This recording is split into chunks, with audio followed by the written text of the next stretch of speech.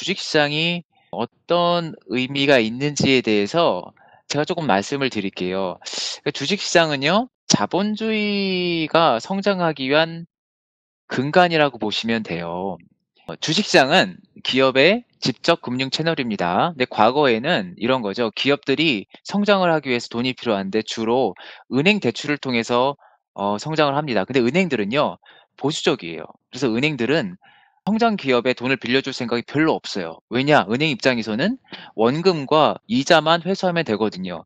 그 회사가 성장했을 때 누리게 될 베네핏을 나눌 수가 없어요. 그래서 은행들은 그냥 보수적이에요. 그래서 어떤 시스템이 은행을 중심으로 구성이 되면요, 산업 성장이 나올 수가 없어요. 물론 한국은 아니었죠. 근데 그거는 그런 상황이기 때문에 정부가 개입을 한 거죠. 소위 정책 금융을 통해서 은행이 성장 산업을 육성하도록 만들어 버린 거죠.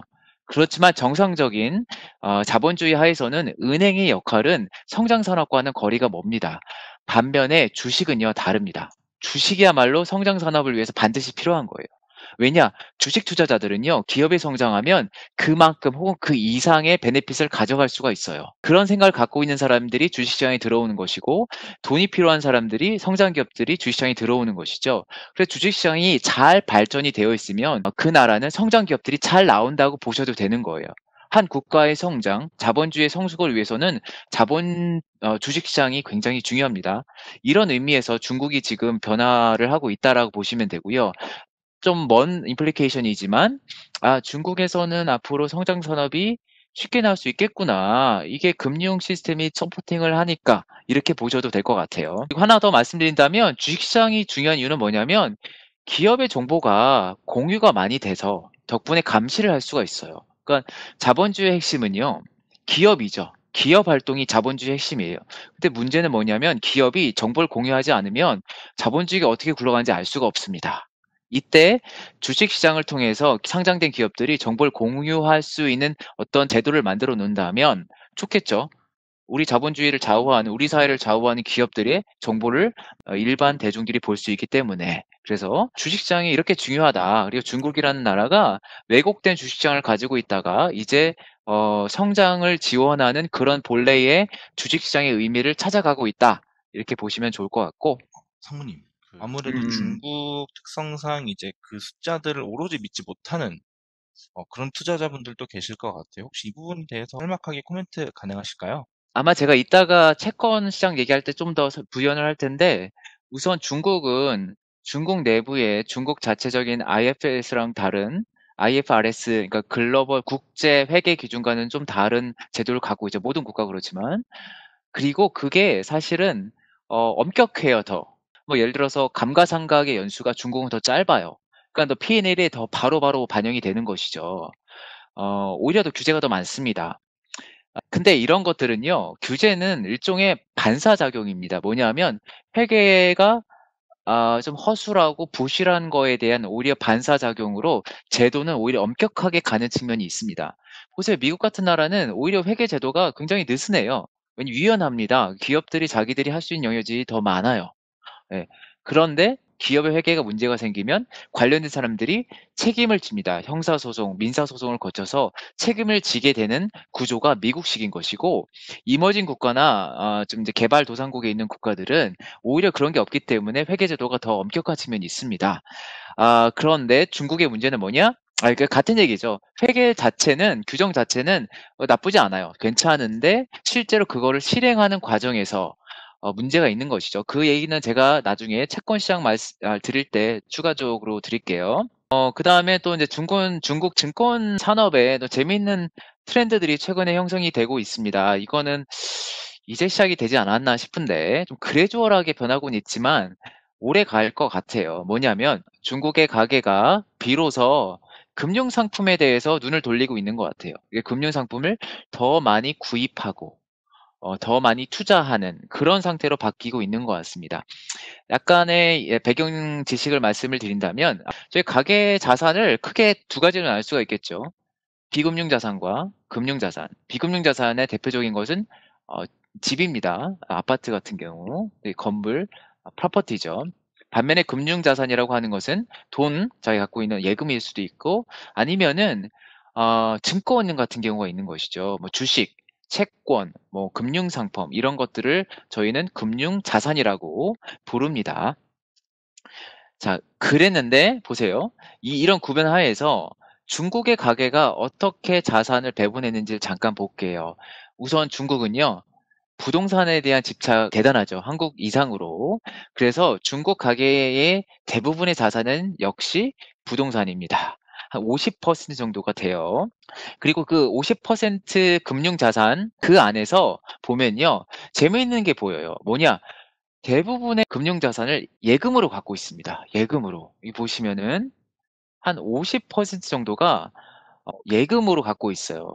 그렇지 않은 부분은 주식이라든지 펀드라든지 이런 게 있겠죠. 그게 별로 크지를 않아요. 약간 이거는 이해할 수 없는 겁니다.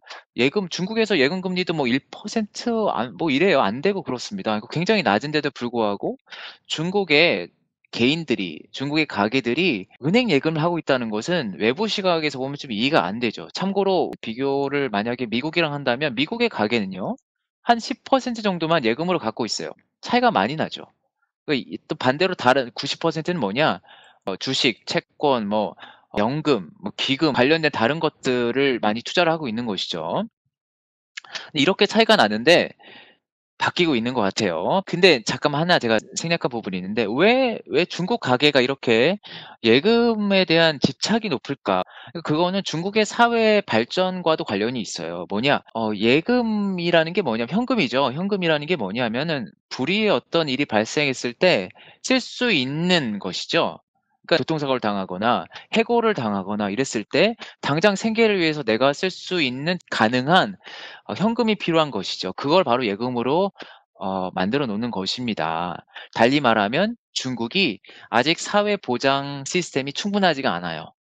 그런 이유 때문에 예금에 대한 어떤 선호가 집착이 있습니다. 물론 중국도 지금 사회 보장 제도가 많이 발전을 하고 있겠죠. 그러니까 이거는 과도기적인 모습이라고 생각을 해요. 그래서 예금 부분이 많이 내려올 것이고 그거를 대체하는 게 바로 이런 펀드들 식이 될 거라고 보고 있는 것이죠.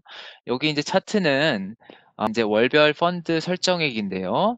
2015 년은 좀 예외적이죠. 그 당시 좀 버블이 있었기 때문에. 그걸 제외하고 보면은 그래도 꾸준하게 펀드의 가입액이 증가하고 있는 것을 볼 수가 있습니다. 한국도 이런 걸 경험했었죠. 한 2000 년대를 거치면서 개인 투자보다는 펀드나 혹은 뭐 퇴직연금이라든지 이런 걸로 자금이 움직이는 것들이 이제 2000 년대부터 본격화되었죠. 중국은 그게 지금 시작되는 것 같아요. 그리고 실제로 중국의 펀드 규모는 GDP 대비해서는 너무 작은 것 같아요. GDP 대비로 13% 정도 되고요. 미국의 114%에 비하면 한 10배 차이가 나는 거죠, 10배. 물론 미국까지 갈 수는 없겠습니다만 이걸 보고 있으면은 중국의 펀드 산업, 자산운용 산업, 자산 관리 산업이 성장을 많이 하겠다라는 그런 느낌을 받게 됩니다. 네, 여기까지가 인제 최근에 재미있는 트렌드고 그러니까 제가 두 개의 트렌드를 말씀드렸죠. 중국의 자본 주식 시장이 본래의 의미다운 그러니까 성장 기업을 키울 수 있는 모습을 갖춰가고 있고 거기서 많은 기회들이 나올 것 같다라는 말씀이었고 두 번째는 가계의 자산 배분이 펀드, 주식 우리가 알고 있는 의미 있는 금융 자산으로 많이 옮겨오고 있다. 이 두 가지 말씀을 드렸고 요 세 번째도 재미있는 거예요. 이거는 뭐 산업의 특징이라기보다는 주식 투자자 입장에서 굉장히 주목할 변화예요. 또 많은 분들이 간과를 하세요. 중국에 투자를 한다고 하셨을 때 대부분의 경우는 개인 투자자가 아니시라면 어떤 펀드나 이런 집합 기구를 이용하실 경우에는 벤치마크가 있겠죠. 대표적인 벤치마크가 바로 MSCI 차이나 지수입니다. 이걸 보시면은 굉장히 재밌어요. 우리 머릿속에 중국 차이나 지수는요. 은행주도 많은 것 같고 통신주, 뭐 페트로 차이나 같은 에너지주가 있는 것 같잖아요. 절대 지금은 그렇지 않습니다. 지금은 완전 바뀌었어요. 지금은 이 MSCI나 인덱스의 가장 큰 섹터가 뭐냐면 컨슈머예요. 컨슈머 디스크레셔너리. 여기 알리바바가 들어가 있고 여기 커뮤니케이션 서비스라고 있는데 여기는 텐센트가 들어가 있는 거예요. 네. 금융주는요. 10년 전만 해도 MSCI 차이나의 금융주가 30%가 넘었습니다만 지금은 많이 줄었어요. 지금은 금융주가 14%까지 내려왔고요. 여기 뭐 프로퍼티까지 합친다고 하더라도 20% 미만으로 내려왔어요. 그러니까 물론 이런 산업이 안 좋다는 건 아닌데 우리가 생각하는 성장, 외연을 키우고 에코시스템을 키우고 거기서 이익을 계속 내고 ROE는 좋게 만들고 이런 것들이 금융주에선 별로 나올 수가 없거든요. 반면에 컨슈머라든지 혹은 IT라든지 이런 쪽에서 많이 나오는데 중국의 인덱스가 지금 이렇게 바뀌었어요.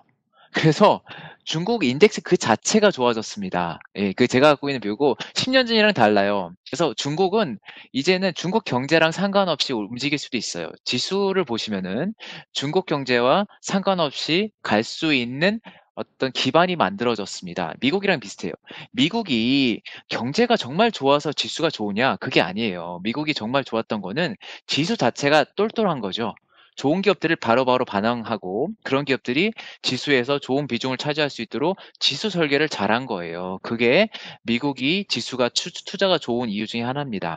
중국은요, 그러진 못했는데 이제부터는 많이 달라진 것 같습니다. 그래서 세 가지 포인트를 제가 좀 말씀을 드렸고요. 두 말씀하셨던 이런 잘 담은 지수의 변화가 좀 보이고 있는가에 대한 질문이 하나 있었습니다. 네네네. 그거는 홍콩의 항생 지수는 절대 보시면 안 돼요. 그거는 중국을 대표하는 지수가 절대 아닙니다. 항생 지수는 뭐냐면 홍콩 거래소에 상장된 기업들 중심이에요. 그 첫 번째 이거는 뭐냐면 미국에 상장돼 있는 기업들을 배제한다는 얘기고 본토에 상장돼 있는 기업들도 배제된다는 얘기인 거예요.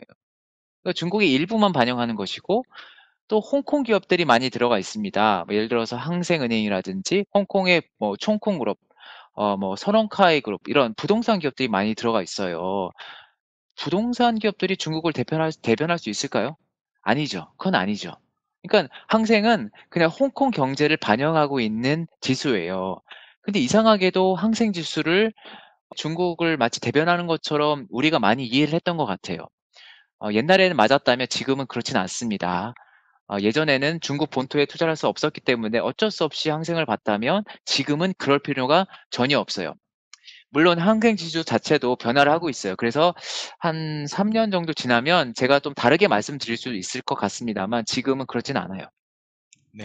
그다음에 CSI 300 같은 경우에는 중간인 것 같아요. CSI 300도 많이 발전을 했는데 여전히 은행주가 많습니다. 금융주가 많아요. 그래서 한계가 좀 있습니다.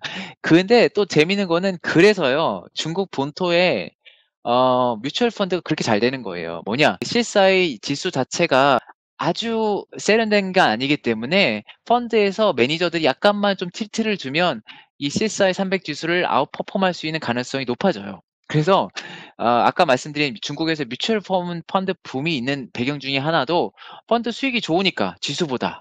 예. 그러니까 여러분 미국에서는 일반 뮤추얼 펀드가 나스닥 지수나 S&P 5 지수를 이기기가 쉽지가 않아요. 왜냐하면 지수 그 자체로 좋으니까. 근데 반면에 중국으로 오면은 아닌 거죠. 중국에서는 매니저 역할이 더 큽니다. 아시아 정도 볼까요? 아시아 인덱스는 한 중간인 것 같아요. 매니저 역할이 아직도 중요한데 또 나름대로 많이 세련화되고 있는 네. 중국 지수도 좀 그 중간인 것 같고요. 근데 아무튼 CSI 300은 이제 좀 예뻐지는 좀 뭔가 좀 세련되어지는 그런 과정에 있는 것이고요. 반면에 항생 지수는 보시지 말라. 이거는 중국을 보시는 그런 지수는 아니다. 그런 말씀을 드리고